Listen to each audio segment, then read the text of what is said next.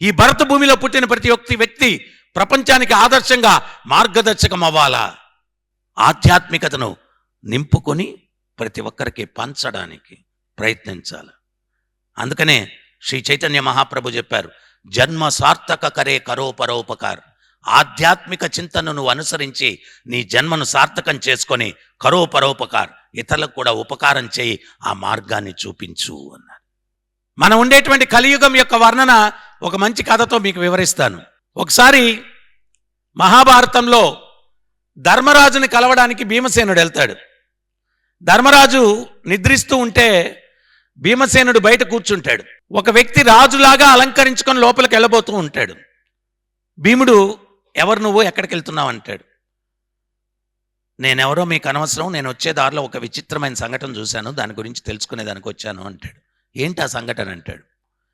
కంచె చేనును మేస్తూ ఉంది అంటే అర్థం ఏంటి అంటాడు. అప్పుడు భీముడు అంటాడు, భుజబల సంబంధమైనది ఏదైనా అడుగు, బుద్ధిబలం మన వల్ల కాదు, అన్నగారి దగ్గరికి వెళ్ళమంటాడు. మళ్ళా 10 నిమిషాలకు వస్తాడు. ఏంటి మళ్ళా వచ్చావంటే, ఇప్పుడు ఇంకా విచిత్రమైన చూశాను అంటాడు. ఏంటది అంటాడు. కొంతమంది వ్యక్తులు ఒక పెద్ద కుండ నిండుకు నీరు తీసుకొని 5 చిన్న కుండల్లో సమానంగా పోశారు. మళ్ళా 5 చిన్న కుండలో నీరు తీసి పెద్ద కుండలో పోస్తే ఎలితి ఏర్పడింది అంటే అర్థం ఏంటి అంటాడు. భీముడు అంటాడు, అరే అబ్బాయి, పెద్ద కుండ చిన్న కుండ ఇవన్నీ నాకు తెలియదు, అన్నగారి దగ్గరికి వెళ్ళమంటాడు. మళ్ళా 10 నిమిషాలకు వస్తాడు. ఏంటి మరలా వచ్చావంటే, ఇప్పుడు ఇంకా విచిత్రమైనది చూశాను అంటాడు. ఏంటది అంటాడు. సూది రంధ్రంలోకి ఏనుగును దూర్చడానికి కొంతమంది ప్రయత్నిస్తున్నారు. ఏనుగు దూరెళ్ళిపోయింది, తోక చిక్కుకుంది అంటే అర్థం ఏంటి అంటాడు. ఒరే, ఏనుగు దూరెళ్ళిపోవడం ఏంటి, తోక చిక్కుకోవడం ఏంటిరా అని. మరి అదే జరిగింది, దానికి అర్థం ఏంటి అంటాడు. ఊరి నాయన, నీ ప్రశ్నలు ఏంటరా బాబు, బుర్ర వేడెక్కిపోతా ఉంది నాకు. మళ్ళా 10 నిమిషాలకు వస్తాడు. ఏంటి మరలా వచ్చారంటే, ఇప్పుడు ఇంకా విచిత్రమైనది చూశాను అంటాడు. ఏంటది అంటాడు. గోవు దూడను చంపి తినేస్తూ ఉంది అంటాడు. అరే, గోవు సాధు జంతువు, దూడను చంపి తినడం ఏంటి అంటాడు. మరి అదే జరుగుతూ ఉంది, దానికి అర్థం ఏంటి అంటాడు. ఒరే నాయన, నాకు తెలియదు, అన్నగారి దగ్గరికి వెళ్ళరా అంటాడు. మళ్ళా 10 నిమిషాలకు వస్తాడు. ఏంటి మరలా వచ్చావంటే, ఇంకా విచిత్రమైన చూశాను అంటాడు. ఏంటది అంటాడు. కొంతమంది తీర్థయాత్రలకు వెళ్తూ ఉన్నారు. ఓ కొండ మీద నుంచి బండ దొల్లుకుంటూ మార్గానికి అడ్డంగా పడిపోయింది. ఎవరు తొలగించడానికి ప్రయత్నించినా తొలగింపబడలేదు. ఒక బక్క చిక్కిన భక్తుడు తన దోవతీకున్న నూలు పోగు తీసి దాన్ని కట్టి లాగితే ఆ దొల్లుకుంటూ పక్కన పడిపోయి పగిలిపోయి పొడైపోయింది అంటాడు. భీముడు అంటాడు, ఆ బండ పగిలిందో లేదో తెలియదు కానీ అబ్బాయి, నా పిడికిలతో నీ తల మీద ఒకటి ఇచ్చానంటే 1000 ఒక్కలైపోద్ది, నేనేమన్నా పిచ్చోడు అనుకున్నావా ఏంటి ప్రశ్నలన్నీ, పోయి ఇక్కడ నుంచి అని ధరుముకుంటాడు. ఆడు వెళ్ళిపోతాడు. 10 నిమిషాల తర్వాత ధర్మరాజు నిద్రలేచి బయటకు వస్తాడు. ఏంటి భీమసేన ఇట్లా వచ్చావంటాడు. మీతో ఏదో చర్చించాలని వచ్చాను, మీరు నిద్రిస్తున్నారని బయట వేచి ఉన్నాను. ఒక వ్యక్తి విచిత్రమైన ప్రశ్నలతో నా బుర్ర తినేశాడు అంటాడు. ఏంటి ఆ ప్రశ్నలు అంటే ఇవన్నీ చెప్తాడు. అప్పుడు ధర్మరాజు అంటాడు, వాడిని పట్టి బంధించావా అంటాడు. ఎందుకు బంధించాలా అంటాడు. వాడెవడో కాదు, కలిపురుషుడు, మన తర్వాత కలియుగం రాబోతుంది, కలియుగంలో జరగబోయే విషయాల గురించి చెప్పాడు అంటాడు. మరి వాడు రాజులాగా ఉన్నాడే అంటాడు. మనిషి అట్టా ఉన్నాడు, కురూపిలాగా ఉన్నాడు. రాజులాగా అలంకరించుకొని ఉన్నాడు, మనిషి అట్టా ఉన్నాడు, కురూపిలాగా ఉన్నాడు అంటాడు. అప్పుడు ధర్మరాజు నవ్వుతూ చెప్తాడు, కలియుగంలో ప్యాకింగ్కి ఇచ్చిన ప్రాముఖ్యత ప్రోడక్ట్కి ఇవ్వరు నాయన అంటాడు. ప్యాకింగ్ ఎక్సలెంట్గా ఉంటుంది, ప్రోడక్ట్ వరస్ట్గా ఉంటుంది. చిన్న పిల్లలు తినే చిప్స్ ప్యాకెట్ దగ్గర నుంచి ఇట్లా ఉబ్బిపోయి ఉంటుంది. వాడు అనుకుంటాడు కొనుక్కుంటే రోజంతా తినచ్చేమో అని. ఓపెన్ చేస్తే గాలి ఉంటుంది, 4 పలుకులు ఉంటాయి. కలియుగంలో ప్యాకింగ్కి ఇచ్చిన ప్రాముఖ్యత ప్రోడక్ట్కి ఇవ్వరు అంటాడు. మరి వాడు అడిగిన ప్రశ్నలకు సమాధానం ఏంటి. కంచె చేనును మేసింది అంటే చట్టాన్ని ఎవరైతే కాపాడాలో వాళ్లే చట్టాన్ని ఉల్లంఘిస్తారు. కంచె చేనును మేసింది అంటే దానికి అర్థం అది. ఒక్క డిపార్ట్మెంట్ చెప్పండి లంచం తీసుకోకుండా పనిచేసే డిపార్ట్మెంట్. కంచె చేనును మేసింది అంటే దానికి అర్థం అది అంటాడు ధర్మరాజు. మరి రెండవది, పెద్ద కుండలో నీరు తీసుకుని 5 చిన్న కుండల్లో సమానంగా పోసి ఆ 5 చిన్న కుండలో నీరు తీసి పెద్ద కుండలో పోస్తే ఎలితి ఏర్పడింది అంటే అర్థం ఏంటి అని అడుగుతాడు. అప్పుడు ధర్మరాజు విచారవదనంతో చెప్తాడు, ఒక తండ్రి 5 పిల్లల్ని సమానంగా పెంచుతాడు, 5 పిల్లలు కలిసి ఒక తండ్రిని చూసుకోలేరు కలియుగంలో, దానికి అర్థం అది అంటాడు. నేను ఒకసారి ఒక వృద్ధాశ్రమానికి వెళ్తే ఉపన్యాసం ఇస్తే ఆ తల్లిదండ్రుల పిల్లలు కూడా ఉన్నారు. వాళ్ళు వచ్చి నన్ను ఏడ్చారు. కష్టం చేసి ఆస్తులు అన్నీ సంపాదించి ఇచ్చాము, మాకు ముద్ద పెట్టడం కష్టమైపోయి మమ్మల్ని ఇక్కడ దోశారు, ఇక్కడ ఈ వ్యక్తులు మమ్మల్ని ఎంత చులకనగా చూస్తారంటే ఇక్కడ స్టాఫు అని చెప్పి కళ్ళలో నీళ్లు పెట్టుకున్నారు. మా పిల్లలు కూడా ఇక్కడే ఉన్నారు, మాట్లాడానంటే పిలిచాను. పిలిస్తే ఏమయ్యా ఏంటి పరిస్థితి, ఎందుకు ఇట్లా అన్నాను. వాళ్ళకే స్వామి చేదస్తాం, ఎక్కడ ఎగుతాంలే స్వామి అన్నాను. నేను అన్నాను, ఒరే నాయనా, నువ్వు పుట్టినప్పుడు మొట్టమొదటి చైతన్యం ఏంటో తెలుసా? అన్నమయ్య చైతన్యం. చేతికి ఏం దొరికినా కానీ నోట్లో పెట్టుకుంటారు, అంటే అన్నంగా భావిస్తారు. నువ్వు విసర్జించిన మలాన్ని కూడా ఆ తల్లి రాత్రి పగలు కాసుకొని కూర్చొని శుభ్రం చేయకపోతే దాన్ని కూడా అన్నం అనుకొని తినేస్తావు. రాత్రి పగలు కంటికి రెప్పలాగా నిన్ను కాసుకొని అప్పుడు నువ్వు చేసే పనికిమాలిన పనులన్నిటికీ కూడా చేదస్తమని నిన్ను వదిలేసి ఉంటే ఇంత ప్రయోజకుడు అయ్యి ఉండేవాడి అంటారా నువ్వు? ఇంత ప్రయోజకుడు అయ్యి ఉండేవాడివా? అయినా వాళ్ళ చేదస్తం ఏం లేదు. మనం చేసే పనికిమాలిన పనులు, ఒరే ఇది తప్పురా ఇది ఒప్పురా అని చెప్తారు. అది మనకి ఇష్టం ఉండదు. అంతకుమించి ఇంకేం లేదు, అంతకుమించి ఇంకేం లేదు. నేను ఒకసారి 8 సంవత్సరాల కిందట రాష్ట్రం అంతా కూడా ఒక చైతన్య యాత్ర చేశాను, విద్యార్థుల్ని ఉద్దేశించి. వ్యసనాలు మానండి, యువతను కాపాడండి అని. ప్రతి ఊర్లో కూడా ఇట్లాంటి ఆడిటోరియంస్లో ఒక 5,000 మంది పిల్లలు, కొన్ని పబ్లిక్ గ్రౌండ్స్లో 10,000 మంది పిల్లలు, వాళ్ళని గ్యాదర్ చేసి మోరల్స్ ఎథిక్స్ మీద ఉపన్యాసం ఇచ్చి వాళ్ళకి కథ చెప్పి మీ తల్లిదండ్రులను బాగా చూసుకుంటారా అని ప్రతి ఒక్క ఊర్లో కూడా అడిగేవాడిని. ఆర్లగడ్డలో ఒక పిల్లవాడు మేము చూసుకోము అన్నాడు. ఏమి అన్నాను. మా తల్లిదండ్రులు మాకేం ఆదర్శంగా లేరు కదా మేము చూసుకునేదానికి అన్నాడు. అంటే వాడి ఉద్దేశం ఏంటి అంటే, మా తాతని అవని మా తల్లిదండ్రులు చూసుకోవట్లేదు కదా, మరి మేమెందుకు చూసుకుంటామన్నాడు. అప్పుడు నేను అన్నాను, అరే అసలు ఎందుకు చూసుకోవాలో నేను వివరిస్తాను, దాని తర్వాత నువ్వే నిర్ణయించుకోరా బాబు అన్నాను. చెప్పండి గురువుగారు అన్నాడు. ఒరే నువ్వు చిన్నప్పుడు స్నానం ఎవరు చేయించారన్నాను. అమ్మ అన్నాడు. బట్టలు ఎవరు వేశారు? అమ్మ. భోజనం ఎవరు పెట్టారు? అమ్మ. నువ్వు చేసుకోవచ్చు కదా, అమ్మ దగ్గర ఎందుకు చేయించుకున్నావు అన్నాను. అంటే వాడన్నాడు, చిన్నప్పుడు చేసుకోలేము కదా స్వామి, అదెట్ట చేసుకుంటాం, అందుకని అమ్మ దగ్గర చేయించుకున్నాను అన్నాడు. మరి వృద్ధాప్యం బాల్యంతో సమానం అంటారా? నువ్వు చేసుకోలేనప్పుడు చాకరీ చేయించుకున్నావు, వాళ్ళు చేసుకోలేనప్పుడు ఈదులకు దోసేస్తానంటున్నావు, ఏం న్యాయం రా నాయనా అన్నాను. వాడి కళ్ళలో నీళ్లు తిరిగి, లేదు గురువుగారు చూసుకుంటాం అన్నాడు. మనం మానవతా విలువలు, ఆధ్యాత్మిక విలువలు పిల్లలకు చెప్పట్లేదు. వాళ్ళ తప్పే కాదు, మనం చెప్పట్లేదు. మనం 24 గంటలు రేయ్ వాడు చూడరా ఎటు సంపాదించాడు, రేయ్ వీడు చూడరా ఎటు సంపాదించాడు. నువ్వు ఇవ్వాల్సింది ఆస్తి కాదు, సంస్కారమి. ఆస్తి ఉంటే చెడుపుకుంటున్నారు, సంస్కారం ఇస్తే వాళ్ళ కాళ్ళ మీద వాడు నిలబడి బ్రహ్మాండంగా విజయవంతమైన జీవితాన్ని గడుపుతాడు. సంస్కారం ఇవ్వాలి మనం. వాడు పిల్లోడు అంటాడు, నాయన వాడు అధర్మంగా సంపాదించా. రే ధర్మమా అధర్మమా, నీ ఆనందానికి నీ ఎంజాయ్మెంట్కి నువ్వేమైనా చేయి, మరి నా ఎంజాయ్మెంట్కి ముసలోళ్ళు అడ్డంగా ఉన్నారు పోండి అంటున్నాడు. ధర్మం గురించి చెప్పండి. పితృవాక్ పరిపాలన. రేపు పట్టాభిషిక్తుడు కావాలంటే రామచంద్రుల వారిని అరణ్యానికి వెళ్ళమంటే కూడా పితృవాక్ పరిపాలన పాటించాలని చెప్పి అరణ్యవాసం చేశాడు. అంటే పెద్దల పట్ల గౌరవం ఎట్లుండాలని ప్రపంచానికి చాటి చెప్పాడు శ్రీరామచంద్రుడు. అన్ని ఆస్తులు గీస్తులు సంపాదించిన తల్లిదండ్రులను చూసుకోలేకుండా ఉన్నారు. ఏం మానవత్వం ఇది? సమాజంలో మార్పు రావాలా? ఇవన్నీ ఆవేదనతో చెప్తున్నానండి. నేను రెగ్యులర్గా చాలా వృద్ధాశ్రమాలకి వాటికి సత్సంగానికి వెళ్తుంటాను. ఎంత బాధపడతారో వాళ్ళు తెలుసా? అక్కడ ఉండే స్టాఫ్ కూడా వాళ్ళకేముంది, మనకే కడుపున పుట్టిన బిడ్డలకే ప్రేమ అనురాగాలే, వాళ్ళకే ఉంటాయి. ఈ ముసలాళ్ళతో ఆడుకుంటుంటారు వాళ్ళు. నేను చూశాను, ఏడుస్తారు వాళ్ళు ఉపన్యాసం అయిన తర్వాత వచ్చి. మాకేం పెట్టాల్సిన అవసరం లేదు స్వామి, అమ్మా తిన్నావా అని ప్రేమగా పెట్టకపోయినా ఒక మాట అడిగితే చాలు మా పిల్లలు అని చెప్పి అంటారు. ఇది మానవ సమాజమా? మనం ఏ దిశలో వెళ్తున్నాం? ఈరోజు ఆధ్యాత్మికత అంటే ఎట్ట తయారైంది అంటే, విలువలు జ్ఞానము ఇది కాదు. ఆధ్యాత్మికత అంటే సోమవారం పూజ చేస్తే మంగళవారానికి లాటరీ తగలాల, ఇది ఆధ్యాత్మికత. ఇంకా అంతకుమించి ఆధ్యాత్మికత అంటే వేరే నిర్వచనమే లేదు. కానీ ఆధ్యాత్మికత అంటే వ్యక్తిత్వంలో మార్పు తీసుకుని వచ్చేటువంటిది ఆధ్యాత్మికత. సత్సంగం అన్నారు, అంటే వ్యక్తుల్లో సద్భావనలు తీసుకొచ్చేది సత్సంగం. మూర్ఖత్వం. ఏం సోమవారం పూజ చేస్తే మంగళవారానికి లాటరీ ఏం తగులుతుంది? ఎంత అజ్ఞానంలో ఉన్నామంటే, ఎవడో కూర్చున్న కొమ్మ నరికేస్తున్నాడంట. పోయే బాటసారి చెప్పాడంట, ఒరే కూర్చున్న కొమ్మ నరికేస్తున్నావు పడిపోతావురా అన్నాడంట. పోవా నీ పన్ను చూసుకో అన్నాడంట. ఆడెళ్ళిపోయాడు. వీడు కొమ్మ నరికేశాడు, పడ్డాడు, నడ్డెదిరింది. ఆ చెప్పిన వ్యక్తి వెనకాల పరిగెట్టుకుంటూ వెళ్ళి కాళ్ళు పట్టుకున్నాడంట. ఇందాక పోపమన్నా ఇప్పుడు కాళ్ళు పట్టుకున్నావు ఏంట్రా అన్నాడంట. మీరు సామాన్యులు కాదు, జరగబోయే భవిష్యత్తు చెప్పారన్నాడంట.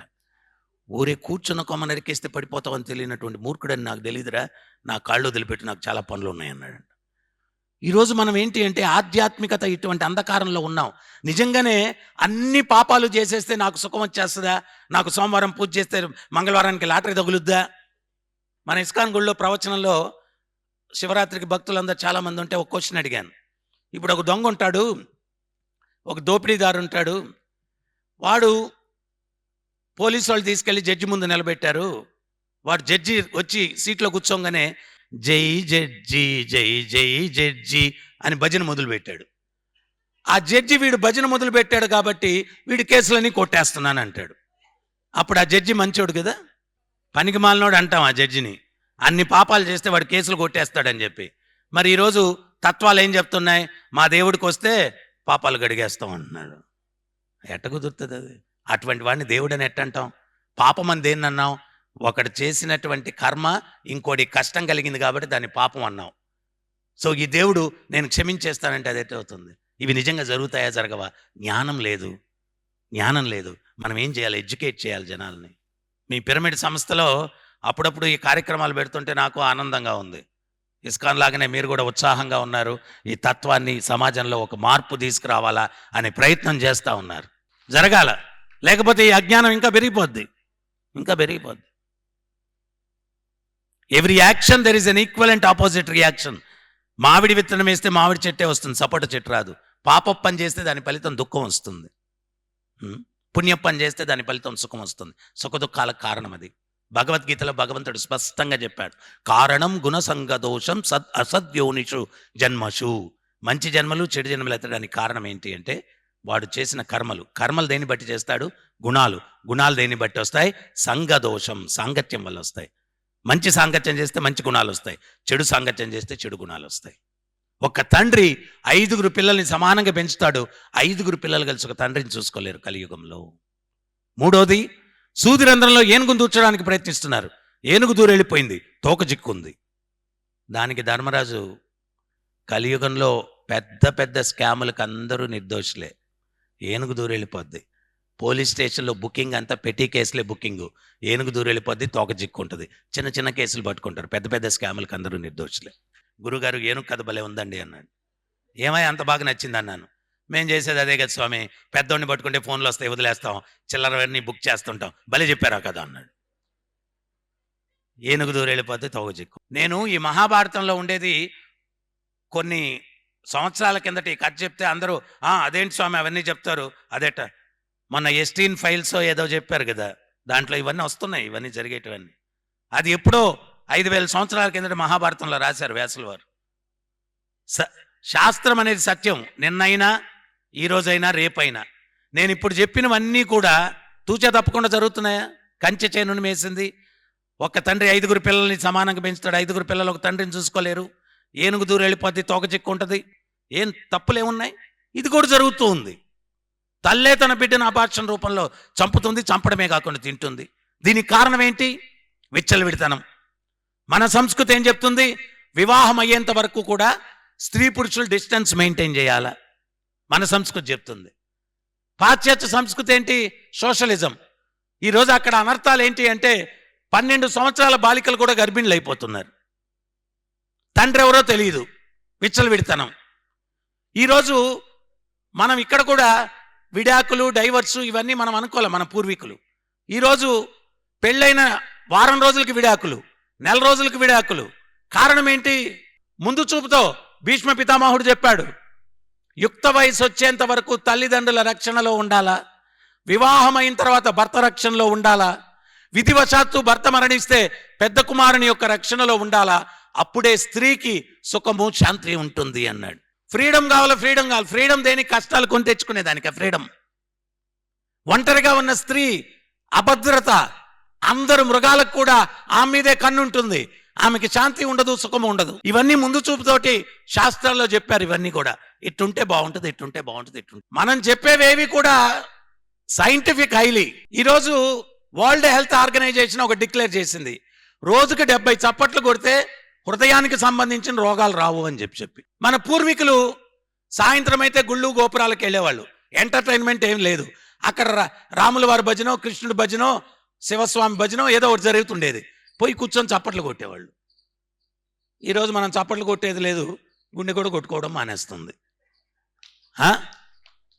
గుండె కొట్టుకోవడం మానేస్తుంది. న్యాచురల్గా వాళ్ళు వెళ్ళి భజనలో కూర్చొని చప్పట్లు కొట్టేవాళ్ళు. అయిపోయింది.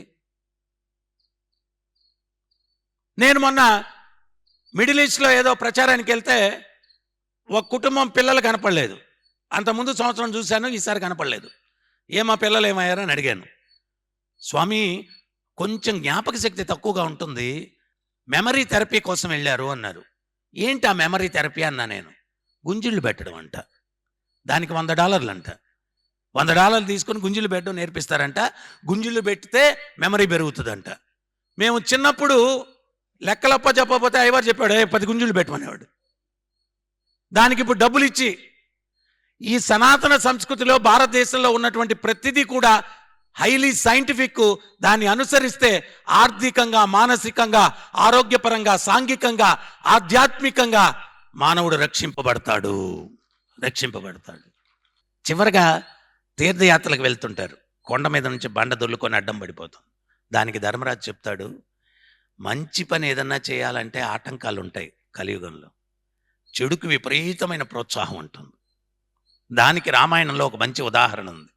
రావణాసురుడు ఇంకా తుది శ్వాస వదిలే సమయంలో రాముల వారు లక్ష్మణస్వామికి చెప్తాడంట, ఆడెంత దుర్మార్గుడైనా గొప్ప అనుభవజ్ఞుడు, గొప్ప జ్ఞాని, జ్ఞాన అనుభవ సారం ఏదన్నా ఉంటే అడిగి తెలుసుకో, మనం ఉపయోగించుకొని ప్రపంచానికి ఇస్తామన్నాడు. లక్ష్మణుడికి ఇష్టపట్టలేదు. వాడి దగ్గరికి వెళ్ళి జ్ఞానసారం ఏంటి అడిగేది అని చెప్పి, అన్నగారు చెప్పారు కదా అని వెళ్ళాడు. ఆడిట పడిపోయి ఉన్నాడు. తల దగ్గర కూర్చొని, ఓరి నీచుడా, నికృష్టుడా, పాపి, దుర్మార్గుడా అంటూ స్తోత్రం చేసి, అయినా గొప్ప జ్ఞానివి, జ్ఞానసారం ఏదన్నా ఉంటే కొంచెం ఇవ్వు అన్నాడంట. ఎవరైనా అట్ట అడిగితే ఇస్తాడా? రావణాసుడు తల తిప్పుకున్నాడు. లక్ష్మణస్వామి లేచి వచ్చేసి రాముల వారితో చెప్పాడంట, చచ్చేటప్పుడు కూడా వాడికి అహంకారం పోలేదు, జ్ఞానసారం ఏమి ఇవ్వలేదు అన్నాడంట. అప్పుడు రాముల వారు, ఎట్టడిగావు నాయన అన్నాడు. పరమాత్మ ఆయనకి తెలియదు ఏముంటుంది. ఆహా అంటూ సిగ్గుపడుతూ ఇట్టడిగానన్న. జ్ఞానం అడిగే పద్ధతి అది కాదు. ఎవరి నుంచన్నా జ్ఞానం పొందాలంటే అతను గురువు, మనం శిష్యులం, నీకు నేను నేర్పిస్తానని చెప్పి కోదండం పక్కన పెట్టి రాముల వారు వెళ్ళి పాదాల దగ్గర కూర్చొని చేతులు జోడించి దానవేంద్ర అంటూ సంబోధిస్తూ, అయినా నీకు నాకు శత్రుత్వం లేదు, నా భార్యను అపహరించడం వల్ల నీతో యుద్ధం చేయాల్సి వచ్చింది, అయినా గొప్ప తపస్వివి, గొప్ప జ్ఞానివి, గొప్ప అనుభవజ్ఞుడివి, అనుభవంతో కూడిన జ్ఞాన సారం ఏదన్నా ఉంటే నాకు ఇవ్వు, నేను ఉపయోగించుకొని ప్రపంచానికి ఇస్తానన్నాడు. రాముల వారు అట్టంటే అశ్రు నయనాలతోటి రావణాసురుడు అంటాడు, స్వామి, మీకు మీ సోదరుడికి ఎంత వ్యత్యాసం ఉందయ్యా. నేను చెయ్యని అపరాధం లేదు, అటువంటి దుర్మార్గుణ్ణి నా పాదాల దగ్గర కూర్చొని చేతులు జోడించి దానవేంద్ర అంటూ సంబోధించి జ్ఞానసారం అడుగుతున్నారంటే మీ మహోన్నత హృదయానికి వేరే తార్కాణం లేదన్నాడు. అయినా జీవితం చివరి దశలో ఉన్నాను, పెద్ద పెద్ద ఉపన్యాసాలు ఇవ్వలేను. నేను అర్థం చేసుకున్న జ్ఞానసారం ఒకటే, మంచి పనులు చేసి సుఖంగా జీవించడానికి మనిషి ఉత్సాహపడడు, చెడ్డ పనులు చేసి కష్టాలు కొని తెచ్చుకునేదానికి బాగా ఉత్సాహపడతాడు. సీతను అపహరించడానికి పడ్డ ఉత్సాహం తిరిగి ఆమెను మీకు అప్పగించడానికి నేను పడలేదు. అందువల్ల నాకు, నా పరివారానికి ఏమైందో చూడండి. దయచేసి ప్రపంచానికి చెప్పండి సుమా, మీకు కాదు, మంచి పనులు చేయడానికి ఉత్సాహపడమని చెప్పండి, చెడ్డ పనులు చేయడానికి ఉత్సాహపడద్దని చెప్పండి. ఇదే నేను అర్థం చేసుకున్న జ్ఞానసారం అంట. సో మంచి పనులకు అన్ని ఆటంకాలు ఉంటాయి. వాళ్ళు తీర్థయాత్రలకు వెళ్తుంటే ఒక బండ అడ్డం పడిపోయింది. అప్పుడు ధర్మరాజు చెప్తాడు, నూలు పోగు తీసి దానికి కట్టి లాగితే దొల్లుకుంటూ పక్కన పడిపోయి పొడైపోయి పగిలిపోయింది. ఆ నూలు పోగుని భగవంతుని యొక్క నామంతో పోలుస్తాడనమాట ధర్మరాజు. కలిర్దోష నిదే రాజన్ హస్తి ఏకో మహాగుణ కీర్తనాది ఏవ కృష్ణస్య ముక్త సంగ పరం వ్రజేత్. కలియుగం దోషాలకు నిధి, ఒక్క సుగుణం ఉంది.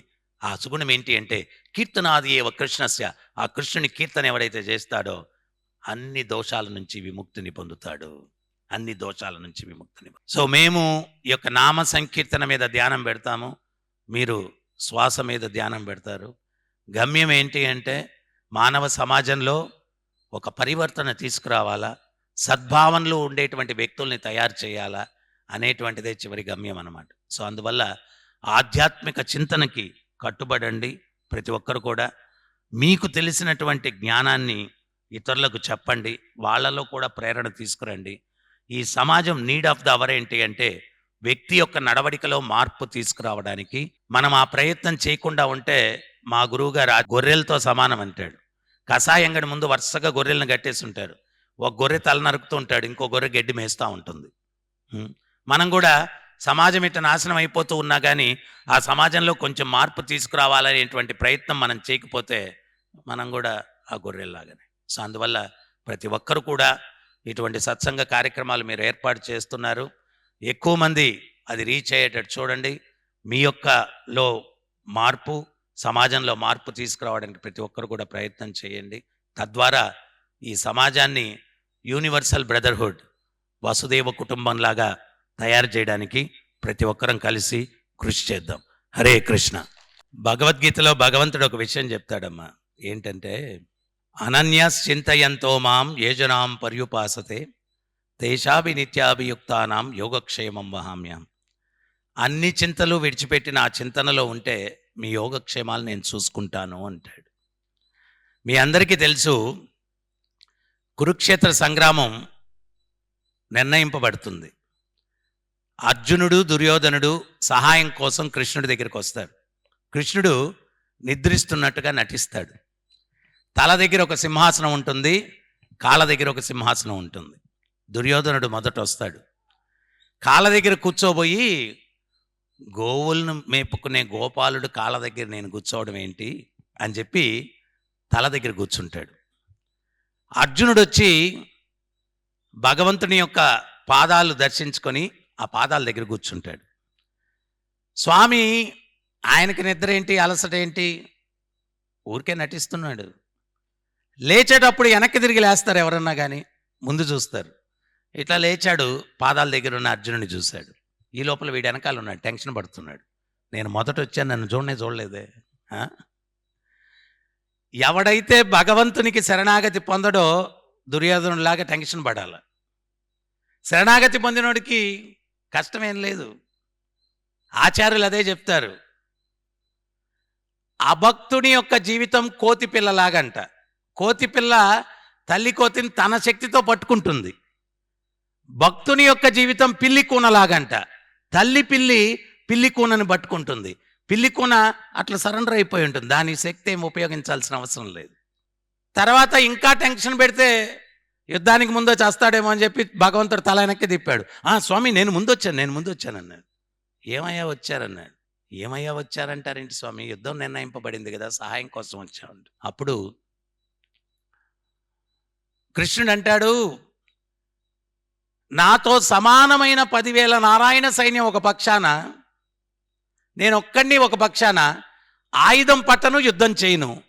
అయితే చిన్నవాడు, మొదట నేను అర్జునుడిని చూశాను కాబట్టి కోరుకునే అవకాశం అర్జునుడికి ఇస్తాను. స్వామి నేను ముందు వచ్చానన్నాడు, కానీ నేను నిన్ను చూడలేదు కదా ముందు వస్తే అన్నాడు. అర్జునుడు ఒక్క క్షణం కూడా ఆలస్యం చేయకుండా మీరు నాకు కావాలా అని కోరుకున్నాడు. దుర్యోధనుడు కపటంగా ఇంకా మిగిలింది 10,000 నారాయణ సైన్యమే కదా, అడ్జస్ట్ అయిపోతానని చెప్పి వెళ్ళిపోయాడు.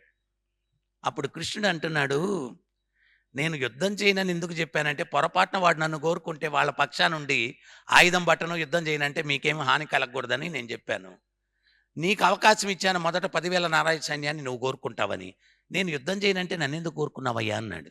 అప్పుడు అర్జునుడు ఏమన్నాడంటే, 10,000 నారాయణ సైన్యం మా పక్షాన ఉండి యుద్ధములో విజయం సాధించి ఆ విజయోత్సాహాన్ని పంచుకునేదానికి మీరు మాతో లేనప్పుడు ఆ విజయం మాకు దేనికి స్వామి అన్నాడు. అప్పుడు భగవంతుడు నిర్ణయించాడంట, ఇంత శరణాగతులైనటువంటి పాండవుల్ని రక్షించకపోతే ఇంకెవరిని రక్షిస్తాను నేను. 10 రోజులు యుద్ధం జరిగిందంట. యుద్ధం అయిన తర్వాత భీష్ముని పిలిచి దుర్యోధనుడు, దుశ్శాసనుడు, శకుని నోటికొచ్చినట్లు మాట్లాడారంట. వీరుడు సూర్యుడు అని చెప్పి సేనాధ్యక్షుని చేస్తే ఒక్క పాండవుణ్ణి కూడా చంపలేదు, దేనికయ్యా నీ వీరత్వం అన్నారంట. అప్పుడు భీష్ముడు చాలా కలత చెంది ఆయన అన్నాడంట, మీరు ప్రగల్భాలు ఆపండి, రేపు సూర్యాస్తమం లోపల నేనన్నా జీవించి ఉండాలా, పాండవులన్నా జీవించి ఉండాలని శపథం చేశాడంట. ఆ శపథం అయిన తర్వాత కృష్ణుడు అర్జునుడి క్యాంపు దగ్గరికి వచ్చాడంట, గుడారం దగ్గరికి. అర్జునుడు శుభ్రంగా తినేసి పడుకొని గురకబెట్టి నిద్రపోతున్నాడంట. కృష్ణుడు వచ్చి తట్టి లేపాడు. స్వామి ఏంటి మీరు వచ్చారన్నాడు. ఏ అర్జున, కౌరవుల క్యాంపులో ఏం జరిగిందో తెలుసా అన్నాడు. వేగులు చెప్తే విన్నాను స్వామి అన్నాడు. ఏం విన్నావు? భీష్ముడు భీకరమైన ప్రతిజ్ఞ చేశాడంట, రేపు సూర్యాస్తమం లోపల మేమన్నా జీవించి ఉండాలా, ఆయనన్నా జీవించి ఉండాలా అని. మరి భీష్ముడు అంత భీకరమైన ప్రతిజ్ఞ చేస్తే నీకు నిద్రట్ట పట్టిందయ్యా, హ్యాపీగా పడుకొని నిద్రపోతున్నావు అన్నాడంట. అప్పుడు అర్జునుడు అన్నాడంట, ఎవరు మేల్కొని ఒక నిర్ణయము చేస్తే ఆ నిర్ణయం ప్రకారం జరిగేటువంటి మీరు మేల్కొని ఉన్నప్పుడు నేను మేల్కొని ఏం చేస్తాను స్వామి అన్నాడంట. అంతేనంటావా అన్నాడంట. స్వామి వదిలిపెట్టండి, రేపు మళ్ళీ యుద్ధం చేయాలి కదా, రెస్ట్ కావాలి నాకు అన్నాడంట. సరే పడుకో అన్నాడంట. అంతకన్నా భయంకరమైన టెన్షన్ ఇంకెవరికన్నా ఉంటుందో చెప్పండి? భీష్ముడు ఇచ్చా మృత్యువు, ఆయన ఎవరు చంపలేరు. ఆయన ప్రతిజ్ఞ చేశాడు, రేపు సూర్యాస్తమం లోపల పాండవులన్నా జీవించి ఉండాలి, నేను జీవించి ఉండాలి. మనం చిన్న టెన్షన్కి కూడా నిద్ర పట్టదు, అటు దొల్లి ఇటు దొల్లి, బాగా నిద్ర పట్టలేదు, టెన్షన్గా ఉంది. ఎందుకు టెన్షన్గా ఉంది? రక్షకుడు భగవంతుడు మనతో లేడు కాబట్టి టెన్షన్గా ఉంది. అర్జునుడికి అంత పెద్ద ప్రతిజ్ఞ భీష్ముడు చేసినా శుభ్రంగా పడుకున్నాడంటే కృష్ణుడు ఆయనతో ఉన్నాడు. కృష్ణుడు ఆయనతో ఉన్నాడు. నేను ఒకసారి హైదరాబాద్లో ఉపన్యాసం ఇస్తే ఒక ఇద్దరు దంపతులు వచ్చారు. భార్య భర్త మీద కంప్లైంట్ ఇస్తుంది. స్వామి, గురువుగారు, ఈయనకి చెప్పండి, పనుకుంటాడు, నిద్రపోడు, అటు ఇటు దొల్లుతూ అంటుంటాడు. నేనన్నాను, ఇదేంటే మ్యూజిక్ అన్నాను. మ్యూజికా పాడా స్వామి? వ్యాపారంలో రోజు టెన్షన్లు, పనుకుంటే అవన్నీ గుర్తొస్తాయి, నిద్ర ఎక్కడ పడుతుంది అని చెప్పి దొరుకుతూ ఉంటానన్నాను. అప్పుడు నాకు ఒక కీర్తన గుర్తొచ్చింది. పురంధరదాస్ అని అన్నమాచార్యలాగా కర్ణాటకలో ఒక వాగ్గేయకారుడు ఉంటాడు. ఆయన ఒక పాట పాడతాడు. ఏమంటాడంటే, నరజన్మ బందాగ నాలిగే ఇరువాగ కృష్ణాయన భారదే. నరుడి జన్మ ఎత్తిన తర్వాత, నాలుకన్న దున్న తర్వాత కృష్ణ అని ఎందుకు అనకూడదు? కృష్ణ కృష్ణ అందరే కష్టవులిస్టిల్ల. కృష్ణ కృష్ణ అంటే కష్టాలు ఇంత కూడా ఉండవు. నేను అప్పుడు ఆయనకి చెప్పాను, ఏమయ్యా, రోజు కృష్ణనామం చేయి, ఆపేయచ్చు. లేదు నే బాగుందనుకుంటే కృష్ణుడిని మర్చిపో అన్నాను. సున్నాలు ఎన్ని పెట్టుకున్నా విలువ ఉండదు. ఆ సున్నాల పక్కన ఒకటి చేరిస్తే అన్ని సున్నాలకి విలువ వస్తుంది. పురంధరదాస్ మళ్ళా అంటాడు, దారి ఎల్లి నడువాగ కృష్ణాయన భారదే. దారిలో నడుచుకుంటూ పోయేటప్పుడు కృష్ణ అని అనుకోవచ్చు కదా. మగువ లాలిసువాగా, పిల్లలను ఆడించేటప్పుడు ఆ పాట ఈ పాట పనికి మాలిన పాటలు పాడే బదులు కృష్ణనామాన్ని చేయొచ్చు కదా. బారువ మోయువాగా, బరువులు ఎత్తేటప్పుడు అయ్యో అమ్మో అనే బదులు కృష్ణ అని ఎందుకు అనకూడదు? అన్ని సందర్భాల్లో ఆ భగవంతుడిని నువ్వు చేర్చుకో, నీ జన్మ ధన్యమవుతుంది. అర్జునుడు నిద్రపోయిన తర్వాత కృష్ణుడు ద్రౌపది దగ్గరికి వెళ్ళాడు. అమ్మా ద్రౌపది, నాతో రా అన్నాడు. ఎక్కడికి స్వామి? చెప్తాను రా తల్లి అన్నాడు. ఆమెను తీసుకొని కౌరవుల గుడారాల సైడ్ వెళ్తున్నాడు. ఆమె నడుస్తుంటే పాదరక్షలు చప్పుడు అనిపిస్తుందంట. అమ్మ, నీ పాదరక్షలు వదిలేయి అన్నాడంట కృష్ణుడు. ద్రౌపది పాదరక్షలు వదిలేస్తే అవి తీసి ఆయన చేతిలో పట్టుకున్నాడు. ఈ దోవతి కుచ్చే ముందుండేది లాగి చీరలాగా కప్పుకున్నాడంట. ఆయన ఒక స్త్రీలాగా నడుచుకొని చేతిలో పాదరక్షలు పట్టుకొని వెళ్తుంటే, ముందు రాణిగారు వెళ్తున్నారు, వెనకాల సేవకురాలు చెప్పులు పట్టుకొని వెళ్తుందని ఆ సైనికులు వదిలేశారంట. నేరుగా కౌరవుల గుడారాల్లోకి వెళ్ళి భీష్ముడు గుడారం దగ్గరికి వెళ్ళాడంట. ఈ దుర్మార్గులు మాట్లాడిన మాటలకి కలత చెంది భీష్మ పితామహుడు భగవంతుని మీద ధ్యానంలో కూర్చొని ఉన్నాడు. అప్పుడు ద్రౌపదితో కృష్ణుడు చెప్పాడంట, భీష్మ పితామహుని పాదాలు పట్టుకోమ్మా అన్నాడంట. ద్రౌపది వెళ్ళి భీష్ముడి పాదాలు పట్టుకుంటే ఆయన ఏమన్నాడంటే, దుర్గ సుమంగళీ భవ సౌభాగ్యవతీ భవ అన్నాడు. పని అయిపోయింది. అప్పుడు ద్రౌపది అనింది, స్వామి మీ మాటలు అసత్యం కాదు కదా అనింది. ఎవరు దేవి అంటూ కళ్ళు తెరిచాడు. చూస్తే ద్రౌపది. నువ్వెట్లా వచ్చావు ఇక్కడికి అంటే ఇటు చూపించింది. ఈయన ముసుగేసుకొని చేతిలో చెప్పులు పట్టుకొని ఉన్నాడు. ఎవరది అన్నాడు భీష్ముడు. ఆయన ముసుగు దీలా. ఎవరది అని గర్జించాడు. ముసుగు దీలా. సింహగర్జన చేశాడు. ఎవరది అన్నాడు. అప్పుడు మెల్లిగా ముసుగు తొలగిస్తే కమలాక్షుడు, ఏ దేవదేవ అఖిలాండ కోటి బ్రహ్మాండ నాయక, నీ భక్తులను కాపాడడానికి ఆ చేతిలో చెప్పులేంటి, ఏ స్థాయి కన్నా దిగజారిపోతావు కదయ్యా అని చెప్పి సాష్టాంగ దండ ప్రణామాలు అర్పించి భీష్ముడు భగవంతుడిని కీర్తన చేశాడంట. నమే భక్త ప్రణశ్యతి, నా భక్తుడు నష్టపోడు. ఈరోజు మనం ఆధ్యాత్మికత ఎన్ని డిగ్రీలు ఇవన్నీ ఉంటే అహంకారం తెచ్చుకొని భగవంతుడు ఆధ్యాత్మికత నిర్లక్ష్యం చేస్తూ ఉన్నాం. రామాయణంలో ఒక దృష్టాంతం ఉంటుంది. రాముల వారు అరణ్యవాసానికి వచ్చినప్పుడు గుహుడు తన యొక్క అనుచరుడు కేవట్ అని చెప్పి ఆయన్ని పంపించాడంట. నదిని దాటించాల రామచంద్రుల వారిని, వెళ్ళి తీసుకురమ్మన్నాడంట. ఈ కేవట్ వస్తూ దారిలో అనుకుంటున్నాడంట, అహో భాగ్యం అహో భాగ్యం, వేల సంవత్సరాలు తపస్సులు చేస్తే భగవంతుడు దర్శనం దొరకదు, ఈరోజు ఆయన్ని నా నావలో ఎక్కించుకొని నది దాటించే భాగ్యం నేను పొందాను, ఎట్లయినా ఆయన సేవ నేను పొందాలా అని చెప్పి నావని ఆవలిగట్టుకు తీసుకొచ్చి అక్కడ కట్టేసి ఆలోచిస్తున్నాడంట. రాముల వారు వస్తే సేవ ఎట్లా పొందాల నేను అని చెప్పి రాముల వారు రానే వచ్చారంట. ఏ నావికుడా, నదిని దాటిస్తావా అన్నాడంట. ఈయనకు ఐడియా రావట్లేదు ఎట్లా ఆయన సేవ పొందాలా అని. ఏం మాట్లాడలేదండి. ఏమయ్యా వినిపిస్తూ ఉందా, నదిని దాటిస్తావా అన్నాడంట. అంటే ఈయనేం సమాధానం లేదు. ఏంటోయ్ నీకేమన్నా చెవుడా, నదిని దాటిస్తావా లేదా అన్నాడంట. అప్పుడు ఈ నావికుడు అంటున్నాడంట, స్వామి బలిచక్రవర్తి అంటే అమాయకుడు, వామన రూపంలో మీరు వస్తే ఏం కావాలయ్యా అని బలిచక్రవర్తి అడిగాడు. 3 అడుగులు నాకు చాలన్నారు మీరు. ఆయనకి మీ గురించి తెలియక ముల్లోకాలు ఏలేటువంటి నన్ను 3 అడుగులు అడుగుతావా అన్నాడు. 2 అడుగులతో ముల్లోకాలు ఆవహించేశారు. 3వ అడుగు ఎక్కడ పెట్టాలంటే ఆ బలిచక్రవర్తి నెత్తిన పెట్టేశారు. 2 అడుగులతో ముల్లోకాలు ఆవహించగలిగిన మీకు ఈ నదిని దాటించడానికి నా సహాయం కావాలనా, మీరు దాటేయచ్చులేండి, నా సహాయం వద్దులేండి అన్నాడు. ఏ ప్రగల్భాలు పలకద్దు, నదిని దాటిస్తావా లేదా అన్నాడు. స్వామి మీ గురించి నాకు ఇంకా కొన్ని విషయాలు తెలుసు అన్నాడు. ఏం తెలుసు అన్నాడు.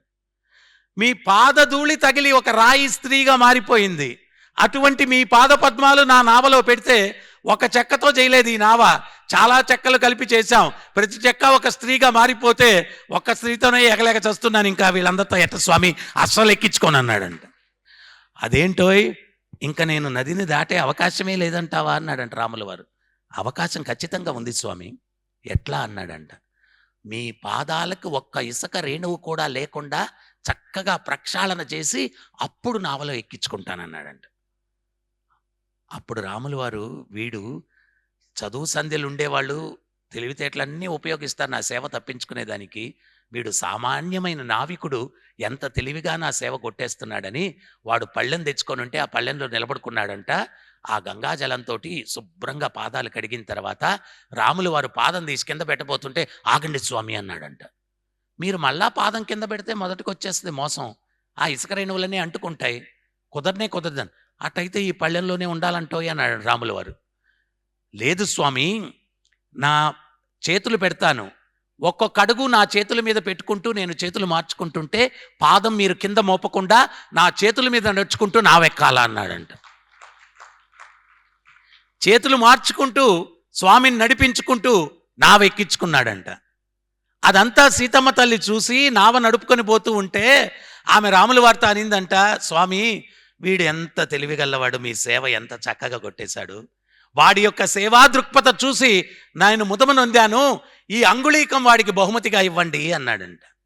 అంటే రాముల వారు ఆ అంగుళీకం తీసి ఆ నావికుడికి ఇవ్వబోతుంటే ఆ నావికుడు అన్నాడంట, స్వామి ఒకే వ్యాపారం చేసే వాళ్ళ మధ్యలో ఇచ్చిపుచ్చుకోవడాలు ఉండకూడదయ్యా అన్నాడంట.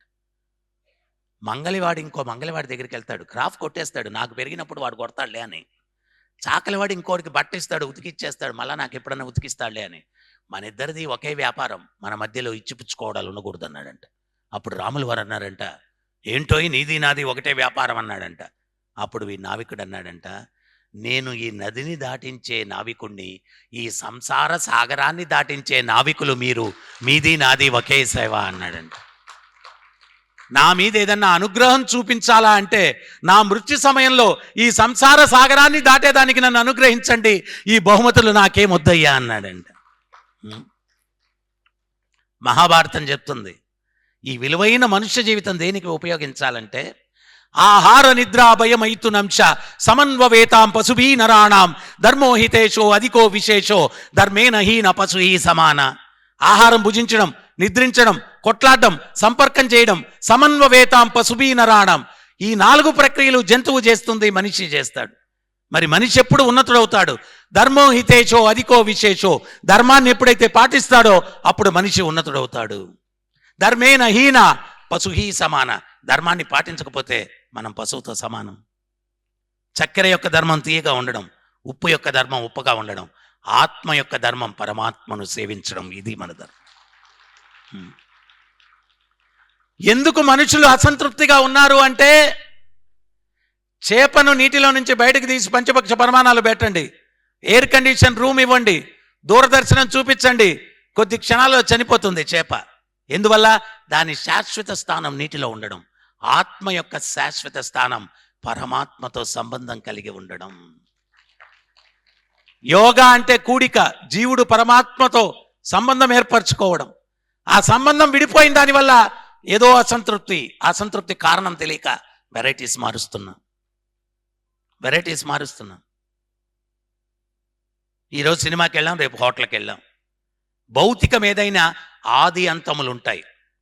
హోటల్కి వెళ్ళి ఆర్డర్ ఇచ్చేటప్పుడు బాగానే ఉంటుంది, బిల్లు వచ్చినప్పుడు అంతా దిగిపోద్ది. ఎంత అయిందా బిల్లు అంటాడు.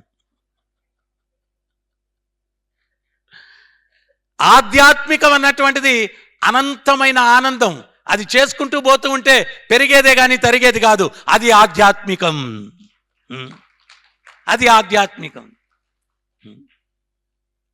సో అందువల్ల మనం ఏం చేస్తున్నామంటే, ఒక రాజుగారి దగ్గర బంగారు పంజరం ఉండిందంట. రోజు వెళ్ళి పాలిష్ చేసేవాడంట, దానికి వజ్రాలు కూడా అంటించేవాడంట. ఒకరోజు పాలిష్ చేయడానికి వెళ్తే దుర్గంధం కొట్టిందంట. ఏంటి ఆ దుర్గంధం అని చూస్తే, ఆయన పంజరాన్ని పాలిష్ చేయడంలో చిలకకు ఆహారం పెట్టడం మర్చిపోయాడు. చిలక చచ్చిపోయింది. అసలు పంజరం దేనికి ఉంది? చిలకను పెట్టుకునే దాన్ని. చిలక లేకపోతే పంజరంతో పనే ఉంది. మనం ఈ పంజరాన్ని బాగా చూసుకుంటున్నాం, లోపల జీవచిలక గురించి పట్టించుకోవట్లేదు. ఆ జీవచిలక పోతే ఈ పంజరం పనే లేదు. ఆ జీవచిలకను ఎట్లా ఉద్ధరింపజేసుకోవాలా, దానికోసం ఈ విలువైన మనుష్య జీవితాన్ని మనం వినియోగించాలి. సృష్టిలో 84 లక్షల జీవజాతులు ఉన్నాయి. చివరిగా మనుష్య జన్మ వస్తుంది. ఆ మనుష్య జన్మ దేనికోసం అంటే, జన్మ, మృత్యువు, ముసలితనం, వ్యాధి అనేటువంటి ఈ 4 దుఃఖాలు ఉన్నటువంటి ఈ ప్రపంచం నుంచి శాశ్వత పరిష్కారాన్ని వెతుక్కునే దానికోసం ఈ విలువైన మనుష్య జీవితాన్ని వినియోగించాలి. కానీ దురదృష్టం ఏంటి అంటే, ఇన్ని బాధలు పడుతున్నా కానీ ఎవడన్నా వచ్చి ఎట్టందరా లైఫ్ అంటే, వీడికి ప్రిస్టేజ్ ఒకటి చచ్చింది కదా, అందుకని చెప్పి సూపర్ అన్న లైఫ్ భలే ఉంది అంటాడు. రామాపురం అనే ఊరికి మాయా సర్కస్ అని వచ్చిందంట.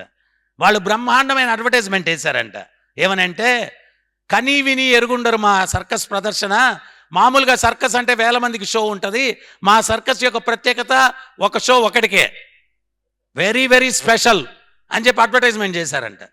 మొదటి రోజు టికెట్ కౌంటర్ దగ్గర కుమ్ములాటంట. చొక్కాలు చింపేసుకొని, చెప్పులు దింపేసుకొని, చొక్కాలు చింపేసుకొని మొదటి టికెట్ కోసం పోటీ. ఒక హీరో ఫస్ట్ టికెట్ సంపాదించి ఆ టికెట్ అందరికీ చూపించి కాలు రగరేసుకొని లోపలికి వెళ్ళాడంట. గుడారం అంతా ఖాళీగా ఉంది.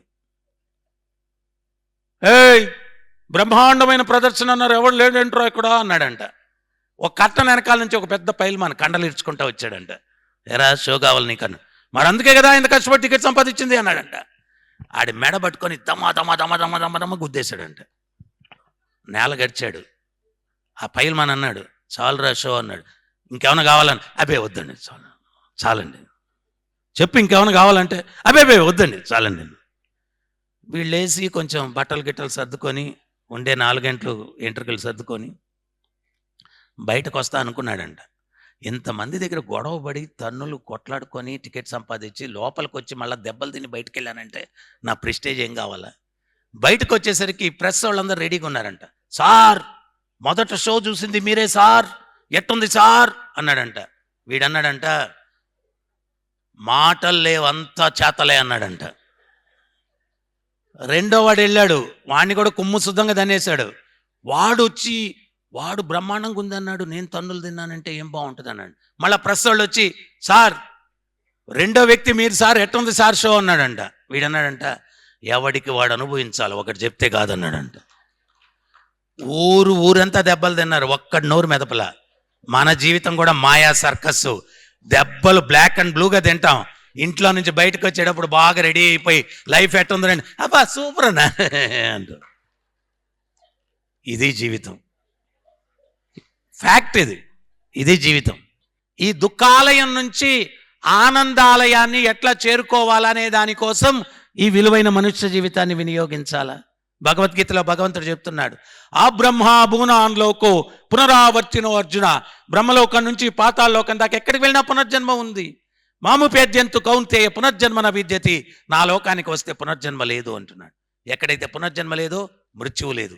ఆ రెండిటికి మధ్యలో ముసలితనం వ్యాధి లేదు. ముసలితనం వ్యాధి లేదు. ఈ విలువైన మనుష్య జీవితాన్ని దానికి వినియోగించాలి. కానీ మనం ఏం చేస్తున్నాం? బాగా తింటే గొప్ప అనుకుంటున్నాం. ఈ అద్దె ఇంటిని అలంకరించుకునే దానికి ప్రయత్నం చేస్తూ ఉన్నాం. ఇది అద్దె ఇల్లు, ఒకరోజు ఖాళీ చేయాలి. ఒక రాజుకు 4 భార్యలు ఉన్నారంట. మొదటి భార్య కోరిందంతా ఇచ్చాడంట. రెండో భార్యను ఎక్కడికి వెళ్ళినా వెంట పెట్టుకుని వెళ్ళాడు వాడంట. మూడో భార్యతో కష్ట సుఖాలు చెప్పుకున్నాడంట. 4వ భార్యను జీవితంలో కన్నెత్తి కూడా చూడలేదంట. మృత్యు సమయం వచ్చింది. మొదటి భార్యను అడిగాడు, నువ్వు అడిగిందంతా ఇచ్చాను కదా, నాతో వస్తావా అంటే, ఇచ్చినంత వరకు తీసుకున్నంత వరకు, పోయిన తర్వాత నీకు నాకు సంబంధం లేదనేదంట. రెండో భార్యను అడిగాడు, ఎక్కడికి వెళ్ళినా వెంట పెట్టుకుని వెళ్ళాను కదా, నువ్వన్నా వస్తావా అన్నాడంట. రెండో భార్య అనిందంట, మీరు పోయిన తర్వాత నేను ఇంకో వెనకాల వెళ్ళిపోతాననిందంట. మూడో భార్యతో కష్ట సుఖాలని చెప్పుకున్నాను, నువ్వన్నా నాతో వస్తావా అంటే, గోవిందా గోవిందా అంటూ వాళ్ళకాడి దాకా వస్తాను, ఆ పైన రానండి మూడో భార్య. 4వ భార్యను జీవితంలో కన్నెత్తి కూడా చూడలేదు. ఏ ముఖం పెట్టుకొని అడుగుతాడు? నిరాశగా వెళ్ళిపోతున్నాడు. 4వ భార్య స్వామి అని పిలిచింది. వెనక్కి తిరిగి చూశాడు, నేను వస్తాను మీతోటి అన్న. ఆ 4వ భార్య ఎవరు అంటే పరమాత్మ. ఆయన ఉన్నాడు మన హృదయంలో అనేది కూడా గుర్తించట్లేదు, కానీ ఎక్కడికి వెళ్తే అక్కడికి మనతో వస్తున్నాడు. ఆ 4వ భార్య పరమాత్మ. 3వ భార్యతో కష్ట సుఖాలు చెప్పుకున్నాడు. మన జీవితంలో మంచి జరిగినా చెడు జరిగినా స్నేహితులు బంధువులు చెవులు కొరికేస్తాం. ఎక్కడి దాకా వస్తారు వాళ్ళు? గోవిందా గోవిందా అంటూ వాళ్ళకాడి దాకా వస్తారు. 3వ భార్య ఏం చెప్పింది? వాళ్ళకాడి దాకా వస్తాను, ఆ పైన రాననింది. రెండవ భార్యను ఎక్కడికి వెళ్ళినా వెంట పెట్టుకుని తీసుకెళ్ళాడు. మీరు పోయిన తర్వాత నేను ఇంకో వెనకాల వెళ్ళిపోతాను అనింది. ఆ రెండవ భార్య ఎవరు అంటే మన పదవి, పేరు, ప్రతిష్ట. ఎంతోమంది ప్రధానులు పోయారు, ఆ ప్రధాని అన్న పదవి వాళ్ళ వెనకాల బాలేదు, ఇంకోటి వెనకాల వెళ్ళిపోయింది. రెండో భార్య ఏం చెప్పింది? మీరు పోయిన తర్వాత నేను ఇంకో వెనకాల వెళ్తాననింది. అది రెండో భార్య. మొదటి భార్య కోరిందంతా ఇచ్చాడు, ఇచ్చినంత వరకు, తీసుకున్నంత వరకు, పోయిన తర్వాత మీకు నాకు సంబంధం లేదు అనింది. ఆ మొదటి భార్య ఎవరు అంటే ఈ శరీరం ఏం కోరుకుంటే అది ఇస్తాం, కానీ చివరికి అది కూడా మనతో రాదు. ఈ సత్యం ఇంతకుముందు నరాల్లో జీర్ణించుకొని జీవిస్తున్నారు. రాని దానికి ప్రయాసపడుతున్నాం. ఏదైతే వస్తుందో దానికి సమయాన్ని కేటాయించట్లేదు. ఏది మనతో వస్తుంది అంటే భగవంతుడు చెప్తూ ఉన్నాడు, నేహాభిక్రమణాసోస్తి ప్రజ్ఞవాయో న విద్యతే స్వల్పమప్యస్య ధర్మస్య త్రాయతో మహతో భయాత్. ఆ స్వల్ప ధర్మం ముక్తిప్రదాత అయినటువంటి ముకుందుని పాదపద్మాలకు చేసుకున్న ఆ స్వల్ప ధర్మమే త్రాయతో మహతో భయాత్, అతి భయంకరమైన మృత్యువు నుంచి కూడా నిన్ను కాపాడేటువంటిది. ఇంకేది బ్యాంక్ బ్యాలెన్స్లు, ఆస్తులు, అంతస్తులు, పరివారం ఏది నిన్ను కాపాడవు.